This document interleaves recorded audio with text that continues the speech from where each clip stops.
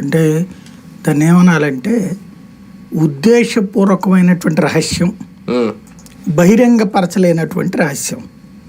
అదేంటిది? ఆ 26 కూడా కాదు, ఈ 6,500 కోట్లు వేరేది కాదు. ఇంతకు ముందు చెప్పిన 20,000 కోట్లలోనే ఇది 13,500 కోట్లు ఇస్తున్నది ఏడీబీ ప్లస్ ప్రపంచ బ్యాంక్ అని.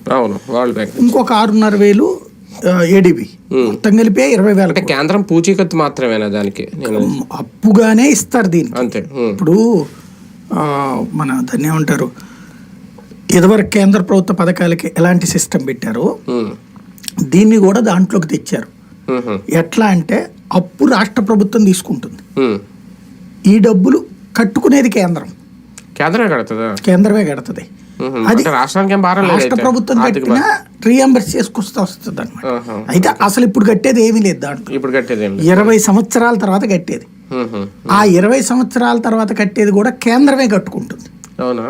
అది అంటే వాళ్ళు చెప్తున్నటువంటి పాయింట్. ఆన్ పేపర్ అయితే ఎట్లుంది, ఇది మనం ప్రపంచ బ్యాంక్ నుంచి మనమే అప్పు తీసుకున్నాం కాబట్టి యాజ్ పర్ నామ్స్ మనమే కట్టాలి లెక్క ప్రకారం. ఇందులో 2 రకాలు, ఏడీబీ లోన్ వేరు, ప్రపంచ బ్యాంక్ లోన్ వేరు, 2 కలిపి కన్సార్టియం టైప్ లో ఇస్తుంది.